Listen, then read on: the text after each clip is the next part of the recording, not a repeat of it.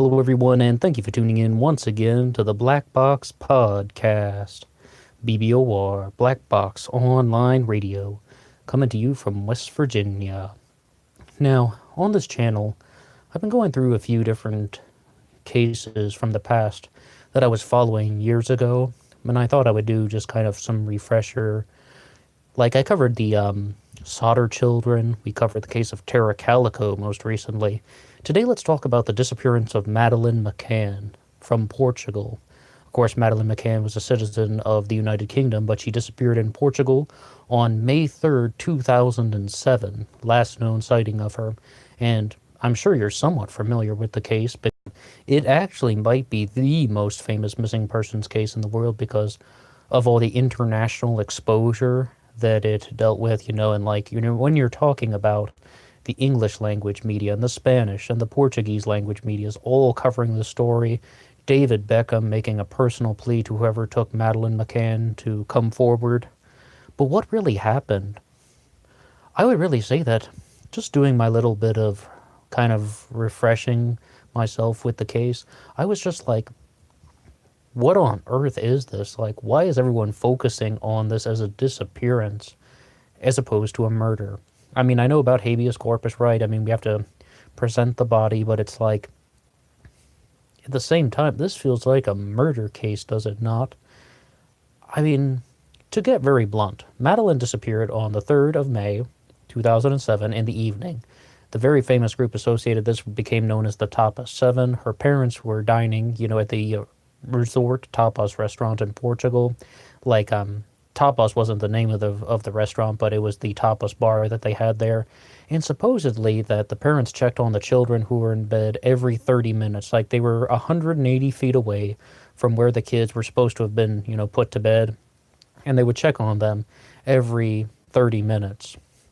Now, to begin, doesn't that sound a little bit suspicious? Doesn't that sound like kind of, well, not true? I mean, who actually kind of would do something like that every 30 minutes? I mean, that's what you would tell people that you're doing. Yeah, we check on them every 30 minutes. Yeah, they're fine. But I don't know. Like, if you're going to be out for 3 or 4 hours, I mean, 3 hours, that's going to be like 3 hours. That's going to be like at least, we're talking 3 times, right? Every 30 minutes, then. I mean, yeah, that's like, you're dealing with like 3, 4, 5, 6, 7 times. You're going to walk 180 feet over to the hotel room to check on your kids, not to mention, then walk back, not to mention the in-between time, opening doors and such. Like, I just don't think people would actually do that. I think they would like to tell people that, and that's kind of their story that they're going with. But once again, though, we are talking about children. This isn't something like a, plant or something like that. No, we're talking about children. So maybe they genuinely did check on their children every 30 minutes. One of the other sort of bizarre things about this case is the resort that the McCanns were staying at had a creche. And someone once asked me once, what's a creche? Like, we're walking down the street and we saw a sign for a creche. And I was like, I don't really know. I mean, like, I just assumed that it was my understanding that a creche was like a kindergarten. That was kind of the explanation that I gave. I said something like a kindergarten. But I guess it's sort of like kindergarten slash daycare. They had a sort of daycare thing that was available, but the McCanns never used it. And I don't really know if they would have been able to provide any support at night, but this has been mentioned on other sort of YouTube channels and blogs. People were just like, the parents never ever reached out for any sort of services associated with the resort. They never had anybody taking care of the kids. But what happened to Madeleine? That's the biggest thing, right? Was she abducted? Well, why are more people treating this as sort of a murder case? Because, I mean, like, on this channel, I don't really hold back my personal theories. And once I hear something like cadaver dogs were brought to the apartment at the resort, cadaver dogs were brought to the car that they were using, and the dog was, someone that could smell the scent of a dead body even through water. I mean, like, that's how strong that the scent of cadaver dogs can work. Their sense of smell is that strong. And it was alerted to something behind the couch. Like, and furthermore, I believe, though, that the second sighting of the cadaver dog, or the second alert, was actually on the car keys. And then it was also that they found some DNA from Madeline in the trunk of the car, the boot, I guess, for our UK listeners. So, doesn't that really suggest that this is a murder investigation? Or manslaughter, accidental death? What would you like to call this? Well, what happened? I guess I'm someone who sort of developed the largest theory that. I mean, I kind of subscribe to the people going along with the theory that the parents were giving the children drugs, and they were. And Madeline had a bad reaction, and that led to her death.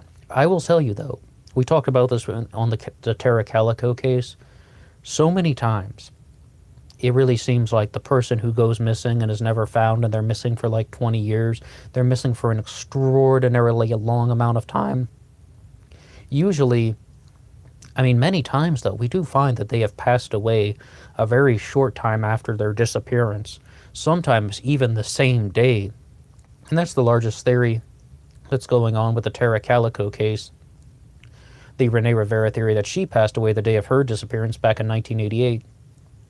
I believe that Madeleine McCann passed away the night of her disappearance. And, like, I will, it's the thing that fits the narrative. Either some major accident happened to Madeleine that was not, drug induced, like the parents wanted their kids to stay asleep so that they could go to the tapas bar, and they gave their kids, some sort of sedative, some sort of narcotic, something, maybe too much Tylenol PM. I say that facetiously. They gave their kids drugs so that they could stay asleep. That's actually one of the largest theories in the Casey Anthony trial, mind you, that Casey Anthony was giving her daughter, Kaylee Anthony, doses of chloroform, that she was knocking her out with chloroform so she could go out partying, or go out, and see her boyfriend, and she didn't want to have a babysitter, and she didn't want to do any of those arrangements. She just thought nothing would happen. And why do I say this? Is it only because of the sightings of the cadaver dog, like the alerts that the cadaver dog had? Is that the only reason why I would say that this is a sort of either kind of manslaughter incident or murder incident? No. I mean, no one ever came forward saying that they had Madeleine. I mean, like, we don't have any sort of definitive ransom note. And there's also the very famous Tanner Man theory that someone saw a man who was carrying a daughter carrying a girl, I should say. We'll get to that in a second. He's carrying a girl walking away from the resort 45 minutes before Madeleine was supposedly abducted, or she would have been abducted according to the timeline. And for the longest time, as I understand, the Tanner Man was actually the big theory that people were going with. The lead investigator in the case apparently even wrote a book about it that was contingent upon the Tanner Man theory. And I guess he gets the name because the Tanner was the last name of the person who saw this. But some guy actually came forward and said, hey, I think the person you're talking about was me. And he provided the clothes that he had been wearing that day. He even provided the clothes of his daughter that he had been carrying, and yeah, it all just matched the descriptions. It matched the account. And that was just a mistake. That person that was leaving the resort carrying a little girl in his arms was actually just some guy carrying his own daughter, nothing illegal. Well, I just get this overwhelming feeling with so many of these missing persons cases that go cold, is that the person actually died much earlier on in the investigation than a lot of people think. And now when I look at the stuff from Madeleine McCann, it's like, I don't get the slightest bit of evidence that this is any sort of accidental disappearance, like, or that this is an abduction, or that this is somebody who has taken Madeleine McCann for their own selfishness. I get the feeling that this was either a murder, manslaughter, accidental death caused most likely by the parents, because this is not something that is unheard of. I mean, we have parents who do give their kids drugs to be like sleep aids, and we talked about, Casey Anthony was one of them that was mentioned, but this is stuff that happens in a lot of other times. So, I mean, you can find a variety of true crime cases about this, But the problem is, it's like, how would you ever prove that? The only way to prove that would be if they actually found out where the remains of Madeline were buried. And that is the people who sort of promote the theory that this was a like either an accidental death or manslaughter, if you want to call it that. They would kind of promote that Madeline's parents are dining with the top of seven. They're at the restaurant. They, at some time during the night, they would have probably recognized that Madeline didn't wake up. They moved the body from the bedroom to the living room because the cadaver dog was triggered behind the couch. The body must have been resting there for a period of time, and then they probably had to concoct a scheme about where to bury her. They did take the dogs to the beach, and as far as I know, there were no sightings, there were no alerts of the cadaver dogs anywhere outside of the apartment. But that's the biggest mystery. It's like, what on earth happened to Madeline? I mean, this just does not sound like an abduction, though. Where was the body buried? Well, like, that is one thing that I'm just not even sure about. How did the body get out of the apartment? What most likely we can understand is that Madeline's DNA was found in the trunk of the car. The cadaver dog was alerted to the car keys. Like, this is a dog that is specifically designed to get the scent of dead bodies. We're not talking just about blood. I mean, this is a big thing that we notice, though, in true crime when we talk about search dogs. We have dogs that are designed to find the scent of a person, right? Bloodhounds are very famously used for that. And some other dogs, though, not only bloodhounds, though, they're also dogs that are designed to find the scent of blood. And then there are cadaver dogs, which are designed to find the scent of a dead body, a corpse. I believe that sometimes some people have even called them corpse dogs, but I don't really like that phrasing. And I shouldn't have said designed. We should say trained or, trained. They're trained to find the scent of a dead body. Alerted behind the couch. That tells me Madeline never got out of there alive. Madeline was most likely sedated by her parents, given some sort of drug that would have knocked her out. And I mean, I just have to reiterate, this isn't the first time we've heard of this type of procedure. I mean, parents want to spend the night out. They don't want to make arrangements. It just seems like the easiest thing. They think that nothing is going to happen. They probably have done it before in the past. I mean, once again, I keep bringing up the Casey Anthony case, but it's like, apparently that was something that she was regularly doing to her daughter. I mean, knocking her out with chloroform. It just, one time there was a bad reaction and that led to that whole murder. But it could very well be the same thing with Madeleine McCann. Like, they gave her some sort of sedative or some type of drug to put her to sleep, and she probably never woke up. I'm not necessarily sure when the parents would have recognized that there was a problem with Madeline, but what we can say is that it's also not abnormal for parents to leave and go out to see their friends if there is a certain tragedy. I mean, we even had like one case on 48 Hours where a guy murdered his family and then went to a basketball game to give himself an alibi, just shooting hoops with his buds because, like, he's just trying to be as cool as a cucumber. And we have this all the time. Like, when people have tragedy, I mean, when people have these horrendous events, they often just try to pass it off like nothing has happened. They try to just be as normal as possible to cover up their mistake. I mean, that's honestly what I genuinely do believe what happened. Sometime during the night they recognize that Madeline is unconscious and unresponsive. What we can say is, if a cadaver dog gets alerted behind the couch, there was a dead body there. I mean, a cadaver dog that can get the scent of a human being, of a dead human, through water? I mean, like, if there had been a body, at the bottom of a river or something, or a shallow creek, we should say, that the cadaver dogs can get that scent, and they're alerted to the place behind the couch and to the car keys, and that we have Madeline's DNA in the trunk. That means, they probably got the body out of there.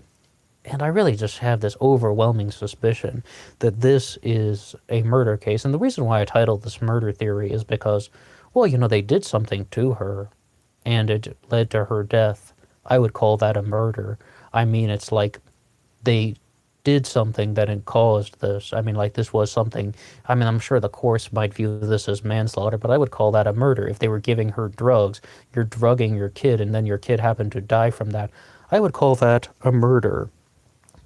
Now, on the internet in 2016, was it?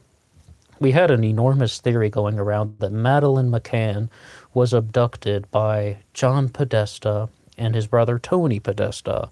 This is the famous, Pizzagate theory gone wild. I mean, Pizzagate, of course, was that John and Tony Podesta were using the word pizza as a code word for child prostitution, and it was all tied into the Comet Ping Pong Pizzeria run by James Alefantis, 2016, leading up to the election, and it wasn't exactly just a bunch of noise because it exploded out of control.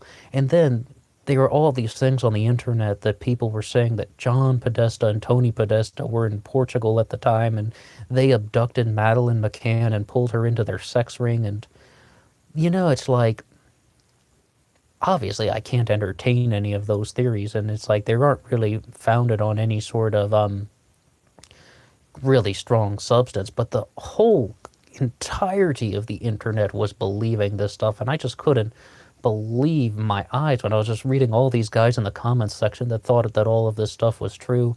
I mean, I just wanted to completely clear that out. We're not going down any of that road. But it's also to say that there were a lot of people that were presenting their information in very sort of well-written fashions, like they would just be like only looking at the facts sort of things, These are the Podesta's travel arrangements. Madeleine disappeared at this time and in 2007. And it was like, well, you guys are presenting your stuff in a rather, they were presenting in sort of a well-written, well-presented manner. And I was like, but at the same time, we can never really get too wild. Furthermore, there was, a sketch of somebody who was a suspicious man in the area, not the Tanner man. He's been sort of kind of taken out of the equation. And what happened with the Podestas was they believe one sketch looked like Tony Podesta and one looked like John Podesta, but really they were just two different witness accounts of the same person. There was a suspicious figure in the area, but I'm really not going down that particular theory in this upload. I would just have to say that, somehow the McCanns probably got their daughter and her body out of the apartment that they were staying in at this resort. And, I mean, the body must have been taken to a dump site. At this sort of point in life, I really don't think that it could be too many other possibilities. I mean, just with no definitive sightings of Madeleine since 2007, as well as, I would just have to say that it fits the narrative more than bringing in an abductor. Once you go down the abduction route with the McCanns, it's assumptions. It's all assumptions. Oh, you have to assume that this guy that someone drew a sketch of, that he must have done this, this, and this. You have to assume that there was a person in the apartment, and you don't know that there was. I don't know that there was. We don't have any certainty of that. We have certainty that the McCanns were in the apartment, that Madeleine's parents were in the apartment. We have certainty that they say that they were checking on her every 30 minutes, that they were going back and forth. I mean, I opened the podcast by saying that I'm kind of skeptical of that account, but at the same time, that's their statement. We know that they were with her. We know that they were leaving her alone, and we know that they were the ones who say that they saw her in bed. I mean, it's very likely. I'm not just throwing out some things that I don't genuinely, just kind of playing devil's advocate. What I genuinely believe happened was the parents were doing something to Madeleine, and that caused her death. What is the most likely thing? Giving their kids drugs so they would fall asleep. And Madeleine probably just, did not have a strong I mean, she probably had a very bad reaction to some drugs that her parents had given her that would have knocked her unconscious, and she didn't wake up. So the parents are probably just like thinking most importantly about their own guilt. So that's why they would have concocted this scheme to get the body out somehow. And maybe we're going to be turning this into a series of uploads where we can explore the possibilities of that more. As I began the podcast by saying, this was a case I covered back in a couple years ago, so I'm not super sharp on all the details like I used to be. But we can explore that. We can look at what are the possibilities that got Madeleine's body out of the apartment, and I do believe that she was deceased already in the apartment, most likely due to some act caused by her parents, and that she was taken out. It's like, once again, we have to look at it as, how do we provide definitive certainty that there was a person in the apartment that was not her parents that would have caused the death and the abduction? Because it seems like any time people do this, they're sort of just like creating this assumption. Well, he must have been able to do that. Oh, maybe he came in this way. Like, I think there's a big thing. There was something damaged on the window, and there was just like, well, maybe somebody broke in through the window like this. Assumption, assumption, assumption. And we can sort of get rid of those possibilities by kind of examining stuff from kind of a more fact-based review. Well, that's going to conclude my sort of first upload on the case of Madeleine McCann. This is kind of even gonna, it feels like more of an introduction about a theory that I would like to explore, that I would like to challenge and to test. I mean, I would only conclude by saying there have been sightings of Madeleine since this disappearance in 2007. A lot of people were promoting that she had been taken to Italy about 2 years ago, that there was a girl in Italy who spoke English living on the streets, and they thought that it was Madeleine McCann, but it actually turned out to be a girl from Sweden who just left her family, and she said that she went to study, but in reality, she had Asperger's syndrome, so she kind of just was having some difficulties communicating with people, and she just kind of ended up being homeless in Italy. They thought she was Madeleine McCann, but that turned out to be not quite a genuine story. I mean, like, no, she wasn't. Like, her father identified her, a man from Sweden identified her.